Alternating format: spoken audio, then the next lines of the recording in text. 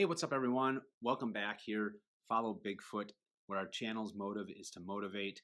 Today, I'm going through my entire winter hiking setup. It was my first overnight backpacking trip that I took on the Severe Hiking Trail at the end of December, and I want to go through the entire setup. It got to a low of about 5 degrees the first night, and the setup is built to be able to handle temperatures going below zero. So it worked. I was warm, and I'm still alive. But on a serious note, I'm going to go through everything and show you guys what I brought, the reasons why I brought them. Now, this was my first overnight backpacking trip, and many of the things that I brought and that you'll see on here are things that either I just acquired or things that are new to me on the trail.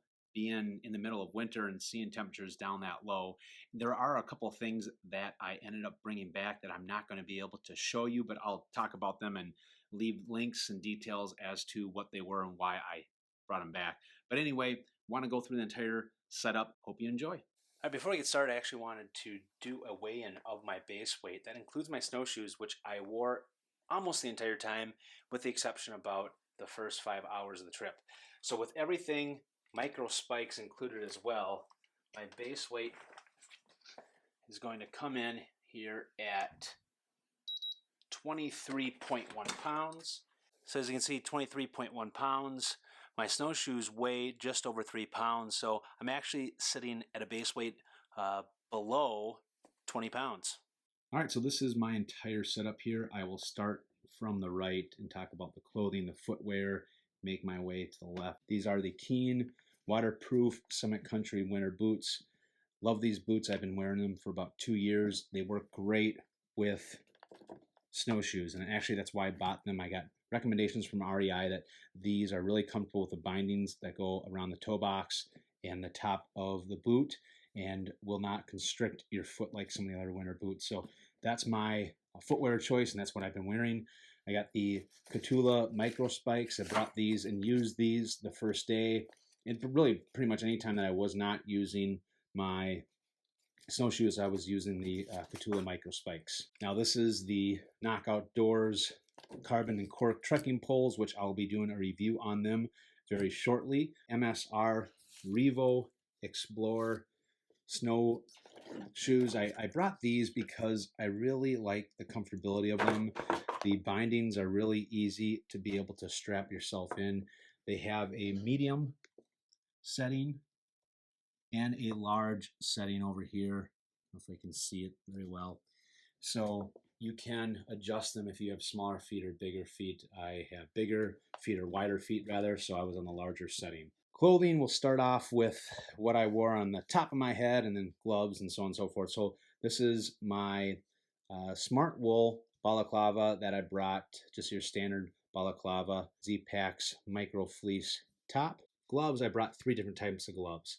This is the North Face, and I actually can't remember exactly the make of these, but I'll put those below. I also brought a pair of Zpacks rain mitts, so in the event that I wanted to throw these over these mitts so that they wouldn't get wet or drenched. Now there's another glove that I brought back to REI. I'll put it here just below what the name of the glove was. They worked really well. My hands stayed really warm. They were an expensive pair of gloves from REI, but a lot of the stitching on the ends of the gloves started coming off. My warm mitts, which I wore in camp, these are the Burton, I think, heat warmers or something like that. Again, I'll put that link below. All the links are going to be below in the description box. Make sure you check them out so you can see exactly what I brought and the exact description of them. But these things have bode well for me. They're really warm. I did not have anytime I can recall, I had cold fingers when I was at camp or when I was on the trail. Now for socks, I did not bring my Injinji socks. I just didn't have a moment to go out and get some different Injinji socks to try out on the trail. So I brought what I know has worked. I just brought a couple of sock liners, and then I got a couple of pairs of Smartwool Smart Socks. My feet stayed incredibly warm. Now I kept everything in the pack pillow. I did a review on this. I gave a few of these away during my Christmas gear giveaway. The pack pillow performed well. I actually slept on this, so this is something that also is not just a means for you to be able to store things, but it is also a pillow, it's a sit pad, and it can be with a strap. It also can be a summit pack, a slack pack rather. But I slept very comfortably on this. The only complaint that I have on it, outside of what people have already discussed, that it's hard to use this as a sit pad while you're on the actual trail, because you'd have to pull out all your pack and flip it around and take all the clothes out, which you're not going to do. But it is a little bit more bulky, depending on what kind of pack that you have. The pack that I brought, it wasn't a big deal, which is the HMG 3400 Windrider, but I could see some packs that being an issue.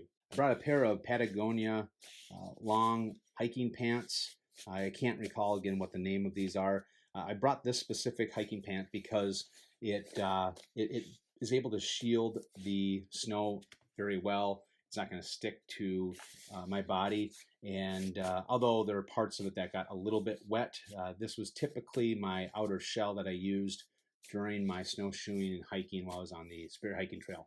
Now this is how I layered my bottoms. So starting off here is the Patagonia Capilene Thermal Bottoms. This is my base layer combined with my top, which is the Capilene Thermal Base Layer top. And this has been my go-to base layer that I've been using for about 3 years. This product works really great because it wicks the sweat away from your body so fast and it dries so fast. I wore this pair the entire time while I was on the Spirit Hiking Trail. I didn't change them out when I got to the camp at night.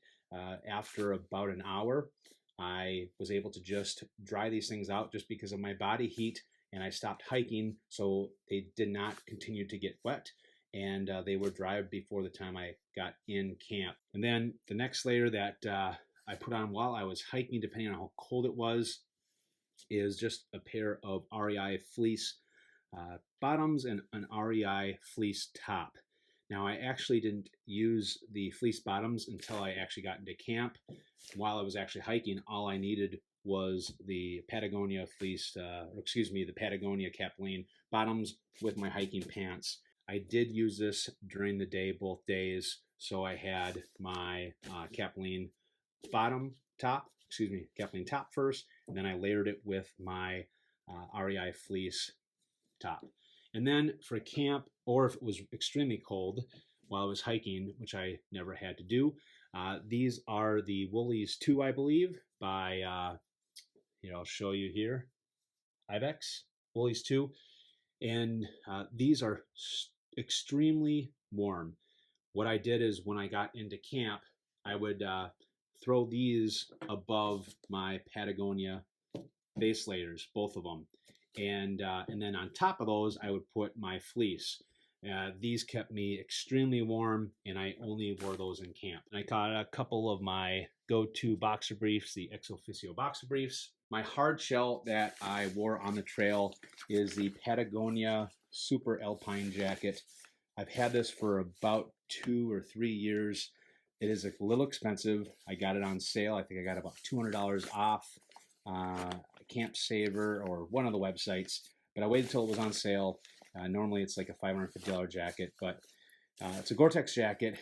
Absolutely fantastic. It's got pit zips, lots of other things that I could really spend a whole video talking about, but this is my go-to hard shell and was fantastic. The nice thing, it's only about 15 ounces, which is part of the reason why it's so expensive. It is lightweight. And then for my jacket in camp was the Patagonia Nano Puff jacket. I just got this about 2 months ago, and I didn't hike with this at all. This is a synthetic jacket, so it can get wet. I could have hiked with it if I needed to, but with all the base layers, it really wasn't necessary. I never needed to pull it out, but I did pull it out once I got into camp, and I threw this underneath my hard shell, and worked out great, kept me warm. So the first night I actually had all of my layers on when I was in camp. It got down to about 6 degrees, and I was really, really toasty.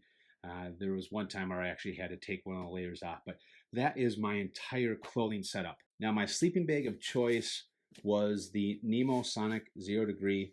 It kept me really warm. It is an expensive bag.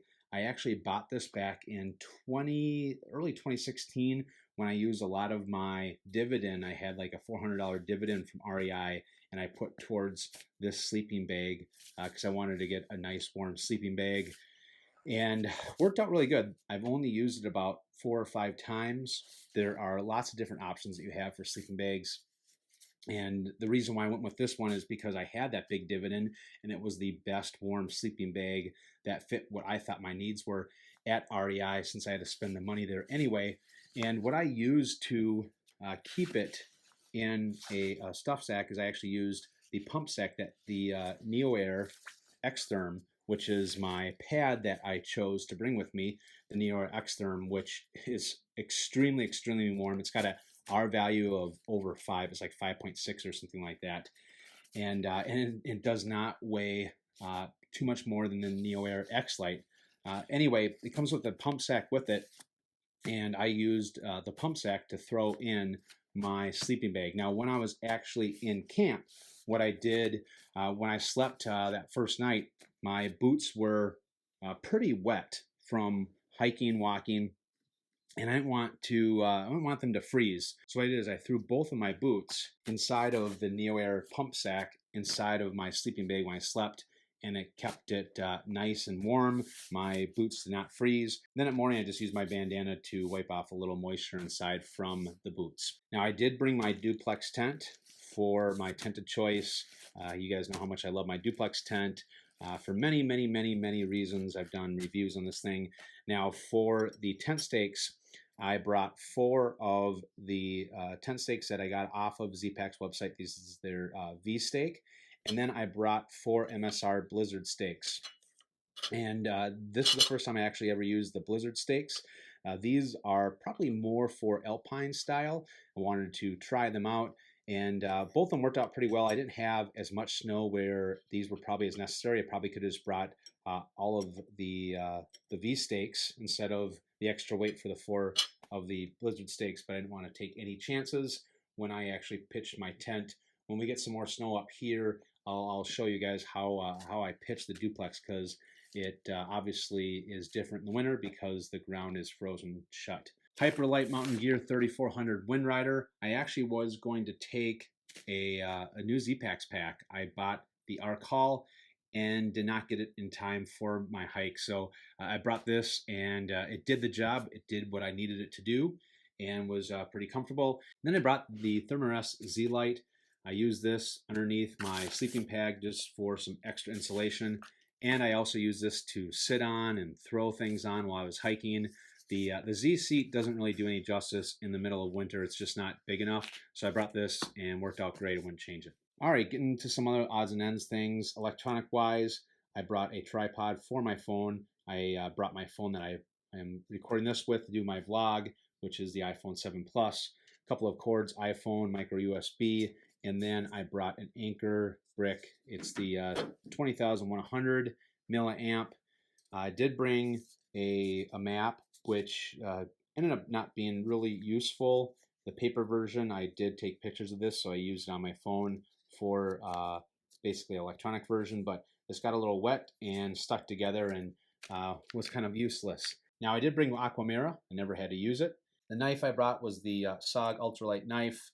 I know that, again, it's called something different. I'll throw that below here. Some Katie tape and a bandage. I did bring a couple of hand warmers and toe warmers. The only thing I actually used was one set of the toe warmers on the first night. I got my Body Glide, my toothpaste, Glide, ultralight toothbrush, of course, some toilet paper. Then I brought my Black Diamond Spot. I did not bring the Black Diamond Ion because I wanted something with a lot more light, being out with short days. And it's my go-to headlamp for anything that you really need in the backcountry. The Spot works great. I did bring my GPS, my DeLorme InReach GPS. And then in terms of cookware and stove, and then for water, got my titanium spoon from Sea to Summit. Windscreen that I got with my Whisperlite stove. So the stove I brought was a Whisperlite stove from MSR.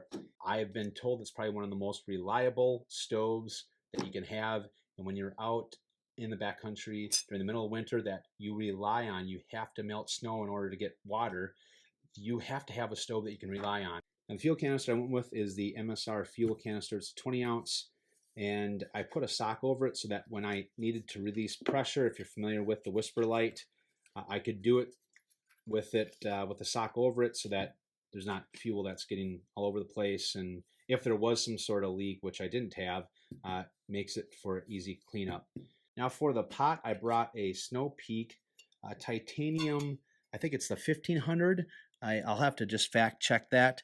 It's like 1.5 liters. It's great for being able to have the capacity to be able to melt snow. You have to have a bigger pot when you're melting a lot of snow to get water.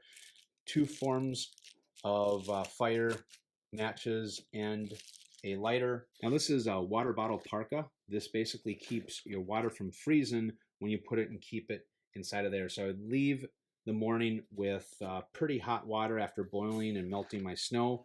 And this would do the job of being able to keep it from freezing the entire day. I did bring 2 Nalgene bottles, and of course I would start the day with both of them completely full. And then to filter my water, I just used a bandana. I put it over the top and then poured the water out from the Snow Peak, and did a good job. Of course, the bandana freezes a little bit, but I probably would have used a coffee filter next time. So that wraps up my video. That's everything that I brought with me on my winter backpacking trip. I'm going to do another video that talks about things I learned, what would I have brought different, what I wish I would have brought, and just my learnings from my first winter backpacking trip. I hope this was helpful. If you have any questions, please comment below. Like this if you found any value in the video, and I will see you guys next time.